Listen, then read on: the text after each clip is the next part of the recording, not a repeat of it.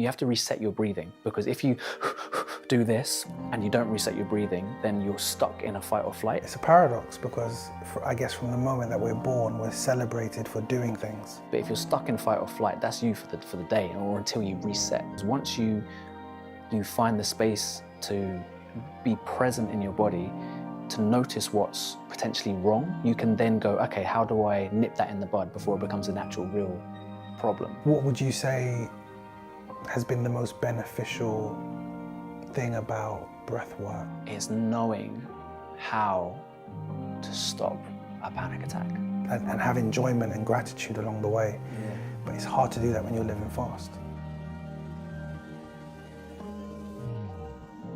This is a little different. A little different because I'm normally on that side, so you sort of like kept my spot because you wanted the plant. I wanted the plant.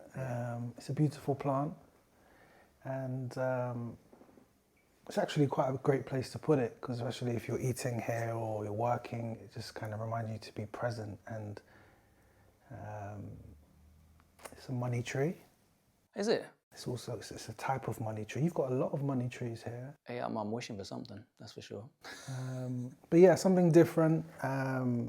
Typically I do these videos by myself, but I wanted to have a conversation today where we can kind of merge worlds, and there's a lot of overlapping in our messaging with regards to wellness, slow living, and I guess regulating our breath. Yeah, regulating our breath, our bodies, our souls. And so I had a question for you. With regards to breath work, how important is the pace of your breathing when you think about health?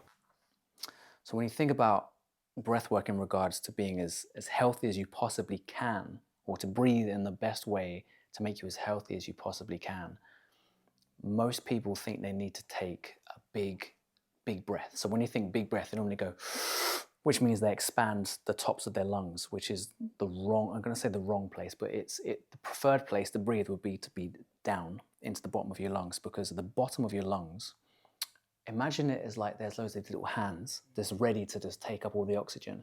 And if you breathe into the top of your lungs, taking a typical big breath, then these hands that would normally grab the oxygen, you're not reaching, they're left starved, they're left empty. So to breathe deeply is one of the main things. To breathe lightly, so not a big ragged breath, to breathe really lightly and gently, and slowly as well, because the slower we breathe, the more nitric oxide we carry through our paranasal sinuses, and nitric oxide stimulates a molecule inside our body which helps with immunity. So if you remember to breathe light, slow and deep, the acronym LSD, some people might find easier to remember, but that's how I'd describe to breathe for the best of health. It's quite interesting because typically when I speak to people about slow living, they think it's about the big changes, but actually it's small things. A lot of how I live my life, a lot of how I create my space and shape my environment, it's small tweaks every day. Yes. And so within this Slow Living Diaries movement, I think my biggest mission is to simplify it, to show people that actually 10 minutes is enough. 10 minutes just taking time to yourself, just to pause, to slow down is enough. And in that, the conversation of meditation always comes up. And so when people always assume if you're going to be still or you're going to slow down, then you must be meditating. And so what's the link between meditation and breathing in terms of helping with things like anxiety, depression, or just overall burnout? Meditation, for me, I can only speak from my personal experience. There's books and stuff that I've read and people that I've spoken to, and also the more recent experiences of me having a son and looking after him in the mornings. I sort of like left my meditation, and I couldn't I'd normally do it in the mornings, but in helping my partner look after our son, I'd have to use the mornings to look after him, which was really great for her, and obviously Rumi had someone to help look after him. But I didn't meditate for that whole time, and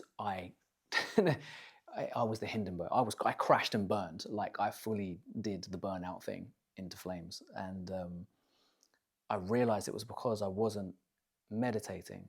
And what I realized what meditation gave me, in which I didn't get by not doing it, was an anchor, a grounding, a sense of peace and space for me to notice my own thoughts. Because throughout the rest of the day, we're constantly consuming. You know, we're always there, whether it's like on your phones or just day to day. Even if it's conversation, you might think you're doing the best thing by picking up a book, but it's still you're consuming. And there's an old phrase which is, to become wise, you must listen to the wild dogs barking in your cellar. And I wasn't listening to the wild dogs barking in mine, and I didn't realize that they had turned into beasts in my cellar. And when I turned back to look at them, it was a mess. My whole inner workings was a mess. I introspected and found that the me that I thought was there had just turned into rubble, basically. And through meditation, I was able to, it's almost like you shine the light on the inside of yourself, and you just gently, like you said, small steps each day, just gently brush past. It's almost like an archaeologist just brushing past and just putting things back in their rightful place for that moment in time. So I think meditation is really helpful with grounding, anchoring, knowing yourself, knowing what you want, and giving back to yourself so that you can give the best from yourself afterwards. And as well, it's like when I think about meditation, I don't always think about it like in a pose, hands together.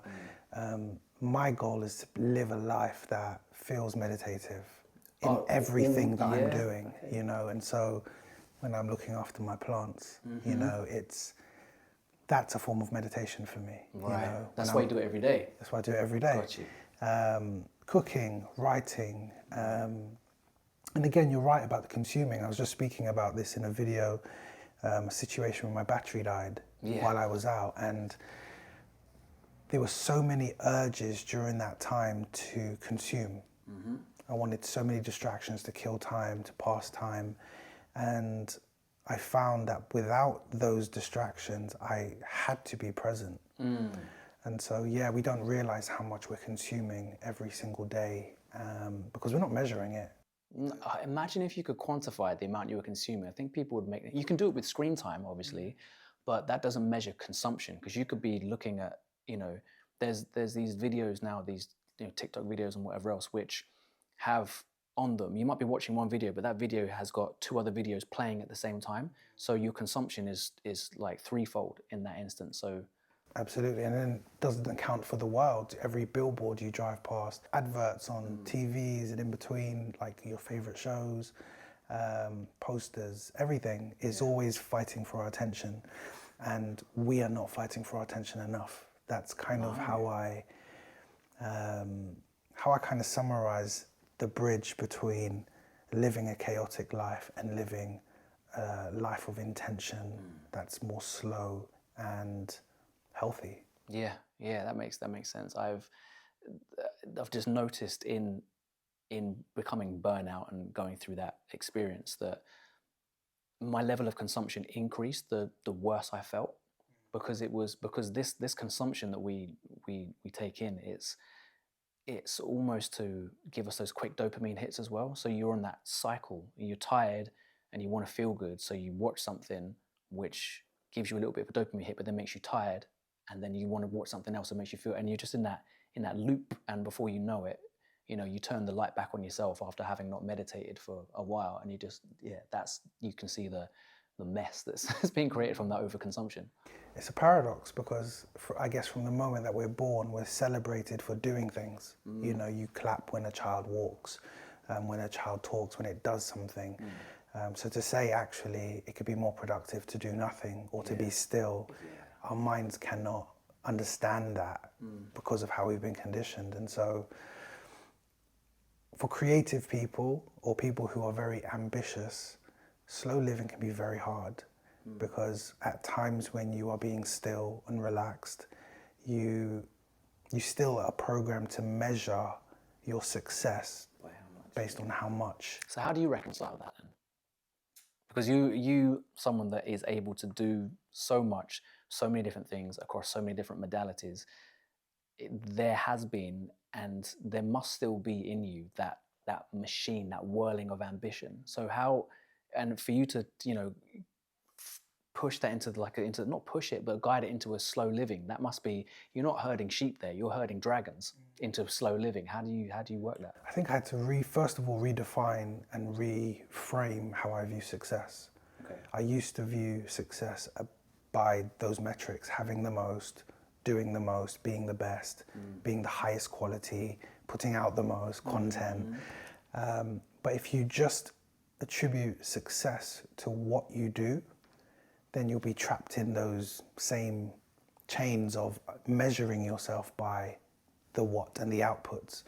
What I've done is, with that reframe, is put the same emphasis on other areas of my life. So am I successful in how I cook, how I eat, how I walk, how I talk to people, how I look after myself? So it's not just measured on my work. So how would you measure it, for example, in how you cook, how you eat? Because is it by the success? Is that meal a success? Like, what makes the meal a success in that context? The making it, not the result. Oh, it's the making it's, of, right? It's the process. Okay. And I think that's what slow living does. It slows you down enough to be present enough in your own life to appreciate every step of the journey. Right. Okay. And so typically, because we are goal-orientated people, we can have a lot of great success along the way that we don't celebrate. Right. Because we're just focused on this end goal, getting a degree, for example. You've done so many assignments that you should be proud of along the way, but because it's not what everyone expects, it's not a first or a 2-1. It's not the end result. It's not the end result. Right. And the issue with being end result motivated or driven is there's no guarantee of the end result. And so if you have this vision in your life where you want your life to be, you'll never be happy along the way if you don't get there. But there's been loads of goals I've set for myself and I've never got there, but there's been an opportunity to be happy and have enjoyment and gratitude along the way. Yeah. But it's hard to do that when you're living fast. When you're chasing a goal rather than living it, it's very different.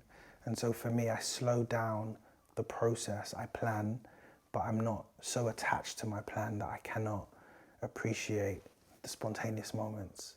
You know, this conversation, for example, we've spoken about it. We kind of had some ideas around it, but we just press record. Yeah. And it's those moments and just being present where I think you can uncover the magic of the moment. That isn't a cold turkey process. Like, how long does it take to get to that point? But I'm speaking for myself personally as somebody who is attracted to and leans towards the more slow living, but there's a part of me that's still in the other world of running on the treadmill. And I feel like I need to consciously do things to pull myself into a slower living, but still the time it takes before I actually get to a point where it's my second nature, I still haven't got there just yet. Is that something you could ever attain? I think sometimes life navigates you into it. You may just get to a point where you're just exhausted and you realize I'm overdoing it. And time, you know, as we mature, as we get more information, more wisdom, we recognize what's good for us and what's bad for us, and you start to make gradual changes. So I think there's a kind of natural flow to it, but the more conscious and intentional change, I think, happens when we start to make small changes. It's more about being conscious and being present. And I think that's where you come into this, where I think actually, if you embark on this journey of slow living, you'd grab it quite quickly because you're so knowledgeable about the breath. And I think slowing down your mind as the creative person who wants to do, I think that starts with breathing and being aware of your breath. I think if you're aware of your breath, you're living slow. It's such a stark contrast, but it's almost like I'll live my day, or I will like I start off and I'd have the same, you know, if I'm lucky enough, granted enough space to do this morning routine, the difference between the beginning and the end of the day is crazy, or the beginning of the day and the middle of the day. And every time I come back to doing breath work, I always say, every single day, mind you, I always go, I need to do this more. Every day. It's almost like the slow living part in me, it really wants to be my second nature, but I keep falling into this trap. And it's only when I do like, thank God for breath work, because if I didn't have that, then I would just be running, and the burnouts would happen weekly. But when I do sit down and I am conscious and present, like everything feels different. It feels different. I think I mentioned this to you, and this is something that's quite trippy actually. I think I'm going to do a video on this, is the metronome. So I would normally do breath work to either silence or some type of like in the background, some like meditative sound. And I recently was using something which sort of like made a sound for a certain amount of seconds to breathe in and then hold and breathe out. But I wanted to feel the time differently. So there's a metronome on my phone that I would use just to practice piano and stuff. And I set it to 60 BPM, just a normal, standard heartbeat minute type feel. And it felt like I was breathing too quick. So I slowed it down to, I think it was like 35 or 40 BPM. You don't know how consciously fluid you are, or how fluid your experience of reality is until there's an anchor point however fast you set it. And you can feel like some beats come quicker than you expect. Some beats pull and don't come for a while. They're like, why isn't it? And then it's there. You are literally, it feels like, if I was to describe what the feeling looks like, is, like when the heat rises off of a pavement. It's like that. It's like the vision of what you're looking at, or the feeling of your reality, is skewed, and it sort of bends around the standard anchor points of a metronome. And you won't ever experience that, or you experience your fluidity until you pay attention.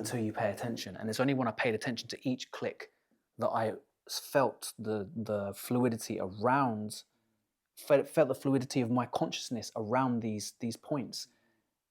If I hadn't had that, then I'd continue breathing how you've been breathing. Yeah. Something you said, you notice points in your day where it's like, I need to do this more.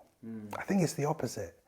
I think sometimes people put pressure on themselves to do more of the good things. Okay. I think it's more doing less of some of the other things that have been distracting you from doing those things. And that is that's that completely takes the pressure away as well. Yeah. Because it's like, if you know that, not in your case, but many people's case, I just sit around and watch TV for 6 hours in the evening and it fries my brain, right?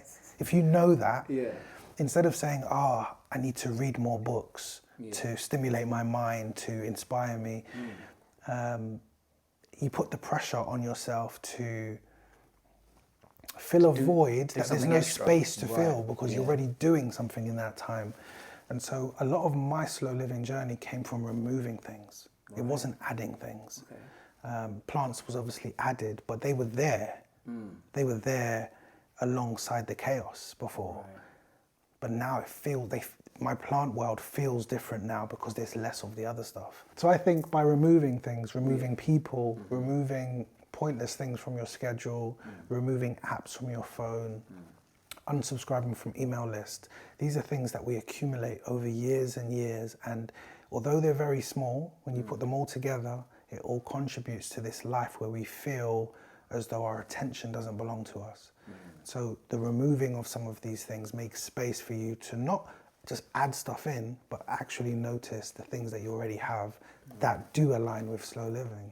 Yeah, that makes sense. sense. And so it's about being conscious. And I think if you can do what you do and be aware of your breathing and every metronome of your day, or as many of them as possible, then you'll be at the right pace to be able to adopt some of those things. Yeah, that definitely makes sense. I think the reason that I feel like I want to do it more is because it just feels good. It's like it genuinely just feels so good to remind myself of the space that I can have. And in doing what you've just explained, is in removing stuff, you would feel more of that by removing stuff. And that's where minimalism comes into it. And that's addition by subtraction. So it is more just because there's less of something else. That's literally it. I think minimalism and breath work for me have been just like two incredible anchors that have just helped me find space and be able to sort of lean more into the place. I mean, you by being minimalist, by removing stuff, and by focusing on your breath, you are slow living essentially. So it's yeah, those are two ways that if people didn't really know how to get into it, how to start with it, removing stuff like you've mentioned, and just focusing on your your breath. Like I go for walks in the forest quite a lot. Absolutely love the forest, and sometimes I'm walking at such a pace that I don't notice what the trees are doing. And it's only when I stop and you can literally see the trees like sway and bend, and you can hear the sounds of them, like the barks and the trunks like creaking and aching, that you just go, that could be your own body. You might not notice like this creaking and aching in your old bones until you stop and you go, what's that? And that's also where health comes into it, because once you find the space to be present in your body, to notice what's potentially wrong, you can then go, okay, how do I nip that in the bud before it becomes an actual real problem? So those things together, they are woven into the fabric of my existence. I can't ever unknit them. It's gradual. You know, if you're born into a world that is a certain pace, and a great example of this is when COVID happened, the pace of the world changed. Super slow. And it was gradual too, to get to that slow pace. People would, you know, They fought it. resistant. Yeah. Yeah, there's a resistance because, you know, when you've been going at a certain pace, you know, cruise control, autopilot, you've got to take the wheel again. And that's kind of what I encourage people to do now when I say you are worth your own time. Take the wheel of your time. I believe that's the place where you build everything from. And if you build on top of a foundation that is not authentically you because you don't know you, then everything you build, whether it be a relationship or a business idea or a new career endeavor, it's going to hit a ceiling. And that ceiling is missing those fundamental foundational blocks that you weren't present enough to see. That's it. And I think that's where I've struggled with breathwork. Right, okay. And I remember asking you the other day, what's the correct way to breathe? Because there's so much information out there. Can you, for our people watching and even for myself, what's the most efficient, from your experience, and effective way of breathing? Like somewhere I read that the nose is for breathing, mouth is for eating, and I will always hold true to that till the day I die, because if I've ever tried to, and I see this a lot when people run, they mouth breathe a lot. Like they're so loud. Like I just walk along the beach and I can hear them. I can hear them about 50 meters back, and I'm like, there's a mouth breather. The reason why that's bad is there's filtration systems in the nose, or the around your sinuses. They're called the paranasal sinuses, and the hairs in your nose filter the air. The paranasal sinuses carry nitric oxide into your system to help stimulate your immune system. And when you breathe back out as well, you're not breathing, you're not chucking too much carbon dioxide out. A lot of people think that carbon dioxide is a poison, and in like big amounts, of course it is. But when you do breath work, you are actually manipulating the carbon dioxide balance rather than the oxygen balance. So when they breathe in and they breathe out and they hold their breath, they think that the thing that makes them breathe back in again is that they're running out of oxygen. Your oxygen levels stay roughly the same in your blood, between 95 and 99% in your blood. The thing that allows the oxygen to be released into your bloodstream is the presence of carbon dioxide. So think of carbon dioxide as, I think of carbon dioxide as the key to sort of like unlocking the oxygen. So when you're mouth breathing, you're chucking away all of the carbon dioxide, which would be the key that unlocks the oxygen into your system.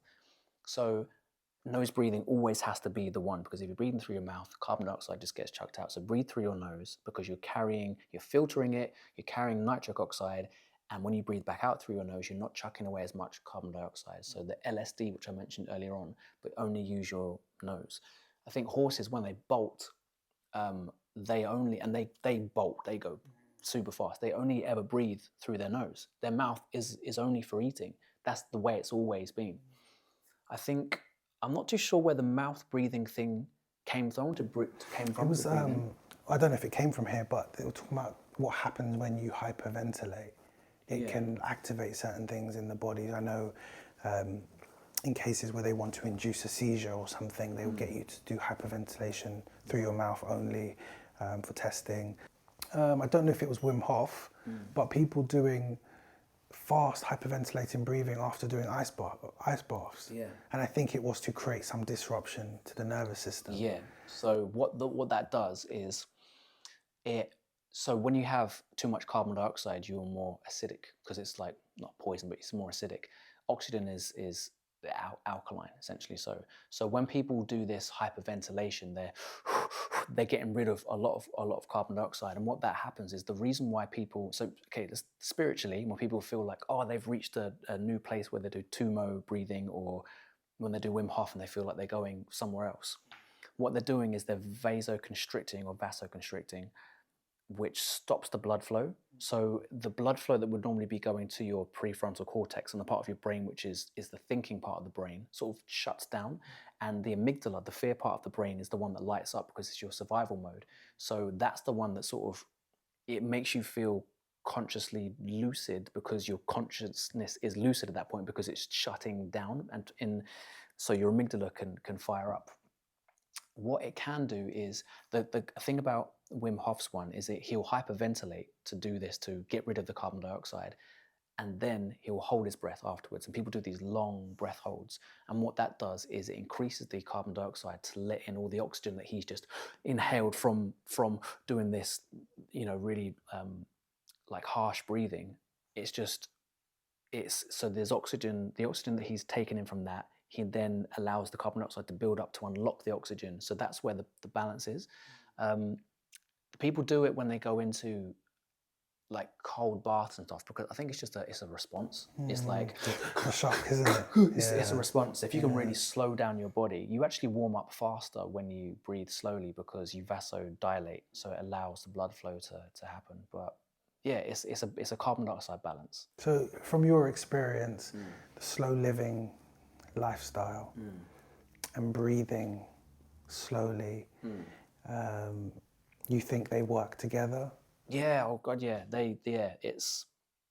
I think there's definitely a place for the tumo style breathing, the the really harsh breathing, but only for like specific health benefits and not for too long.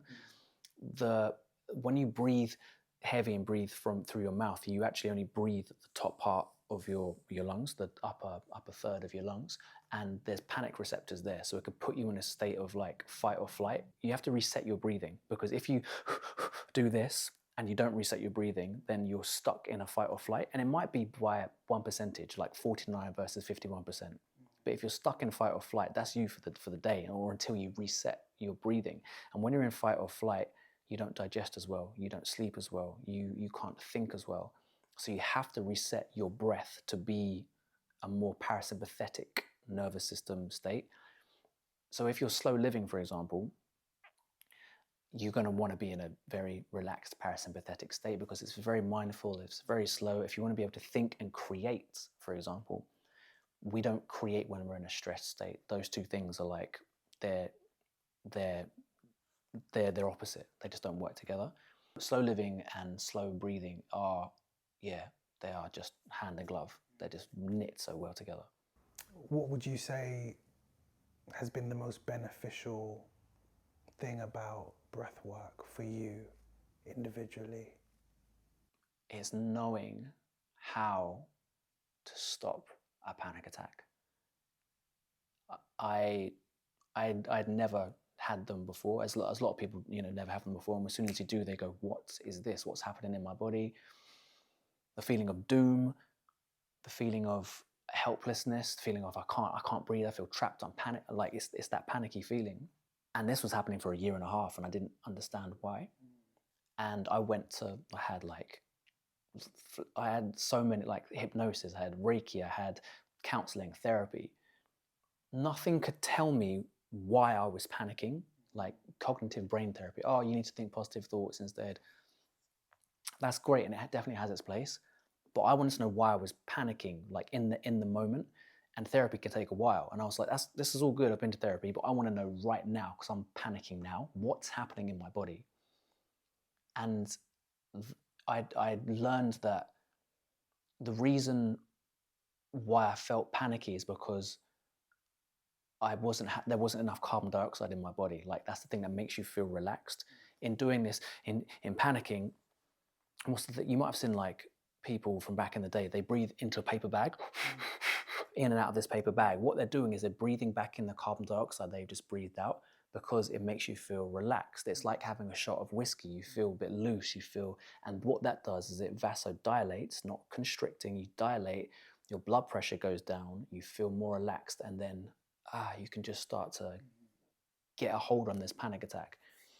I didn't know the mechanical, biochemical reasons of why this was happening. I'm somebody who likes to know what's happening. Bit of a control freak, for better or worse, but in controlling my breath, or having a control over what's happening, the biochemistry, what I can do now is, if I feel slightly panicky, I know that I just need to breathe in a certain way, which increases carbon dioxide, which makes me feel more relaxed. I know exactly what's happening. I know exactly how to stop it, and I've guided so many other people through their panic attacks, and now they no longer have them from this information. So that for me has got to be the biggest thing, and I'm so grateful for that information, because without that, myself and other people might not have that information and still feel panicky. And I spoke about this recently, about the why. The why is not always, I'm doing this so I can be famous or I can have amazing success. It's just like, why am I experiencing the thing that I am? And I think those are some important questions. Why do I feel the way that I do in my body? Or why do I feel stressed when I'm around that person? And questions open up pathways for you to figure out solutions. Exactly. And so, but thank you for sharing. I love your space. I love what you've done with it. It really aligns with the life that you say you want to live, and you're already on your journey towards slow living. I hope so. Coming from the man himself. And I need to sort out this breath work. Yeah, so definitely. hopefully many more conversations. Yeah, man. A lot more information exchange. Yes. And blessings on the way. Yeah, man. Appreciate it, my brother. That's on my man.